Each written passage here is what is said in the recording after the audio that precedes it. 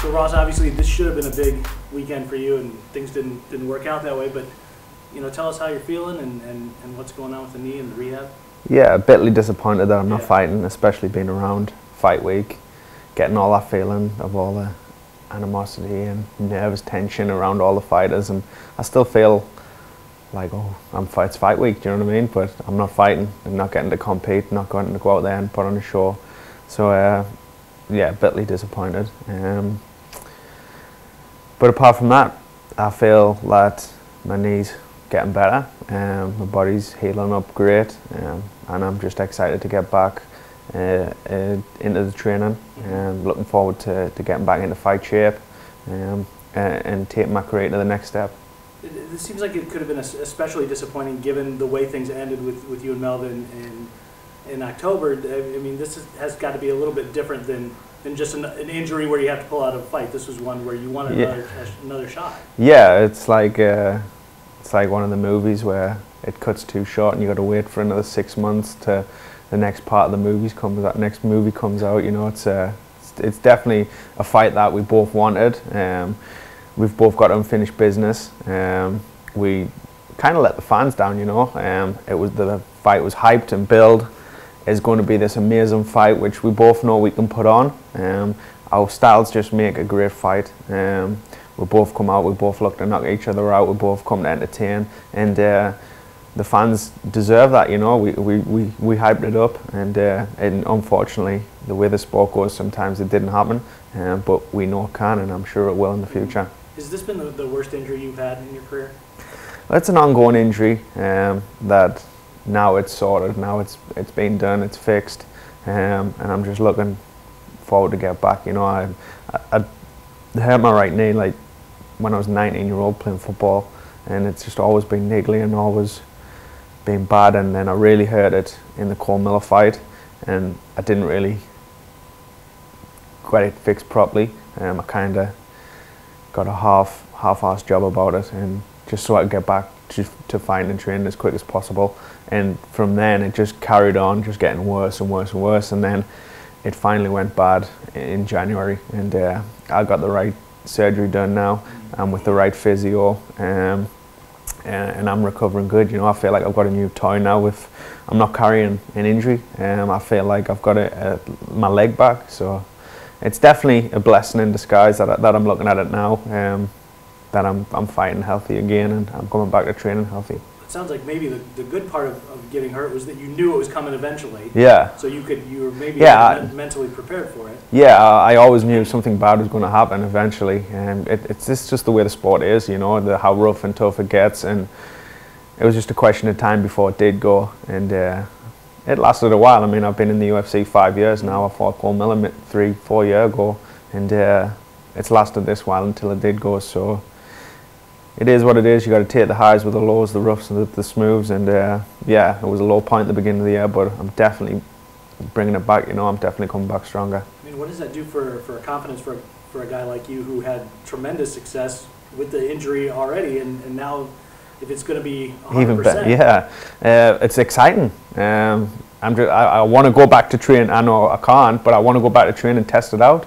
I want to go and see how hard I can kick things, how faster I'm getting now, how better on my feet I'm moving, how my grappling's improving. There's some positions in grappling where you need to be low and tight, and I couldn't do that before because I couldn't bend my knee that tight, but now I can. Now I can move my limbs that much better, so I want to see where I can take my level to now that I've got a new limb. What are they saying for a recovery time in terms of when you can train at 100% and then when you can get back in there? 100% probably 3 weeks, 3 to 4 weeks. 3 weeks from now? 3 weeks from now. That's fantastic. Yeah, 3 weeks from now I should be back to 100% live training. I'm doing about 60 to 70% training now. I'm squatting, running, bike, I'm hitting pads, bags, I'm drilling lightly. The only thing that I can't do is go live, spar. I can't roll, I can't wrestle, I can't have someone else's weight and pressure in the twisting and turning in case. My knee's just not that strong yet, I'm building up the strength in it now, and it's feeling great. And the UFC knows this, and they know as soon as you give them the green light. Yeah, I called my management like the day of the surgery, and I was like, "This is done. I feel great." And they're like, well, "You've just come out of surgery," and I was like, "Listen, tell them I want to fight early summer." And like my manager, Paradigm Audi, was like, "Joe Silva is not going to book yet when you're still in hospital. Give your rehab and get back into training, and then we'll talk about it." So yeah, they already know that I want to be back, and the UFC know how upset. You know, I've never pulled out of a fight in my professional career. I fought Edson Barboza with a broken toe and a snapped ligament in my toe. My main toe kept dislocating. I had to just tape it up and fought. You know, I fought Ryan Couture, where I thought was a broken foot. You know, it's just the way I am. I wanted to fight.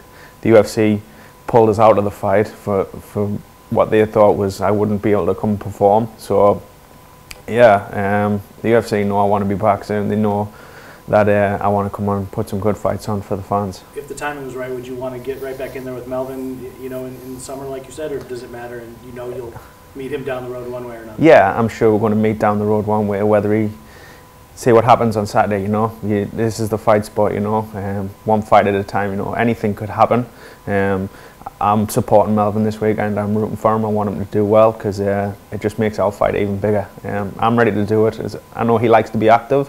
I know he likes to keep busy. So yeah, as soon as he wants to do it, let's do it. You say you're supporting him. What do you make of that fight with with him and Johnson? I think Melvin wins pretty much everywhere. I think he's unorthodox and very unpredictable. I know when I fought him, I mean for the 60 seconds that I fought him, he's really good on the back foot, which I didn't expect. I expected Melvin to fight on the front foot, come forward, looking to knock us out and take us out big, you know, which it didn't. He fought on the back foot. He tried to counter punch me.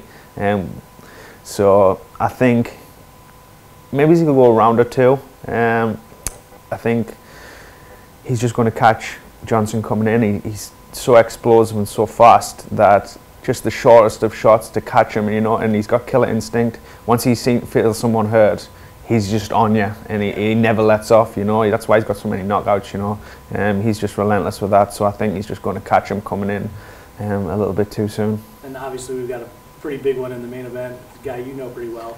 A lot on the line for him. What do you think happens in that fight? You know, I've been seeing it for a while. I think he needs to fight this fight smart. I see it, why stand with him and put all the risk in getting knocked out when Jimmy's a banger, you know. I think we see Alex transition through mixed martial arts, you know. I think I see putting his boxing, his kickboxing with his wrestling, you know. And then once the fight goes to the floor, I see Alex with his improved jiu-jitsu skills taking it by a rear naked choke.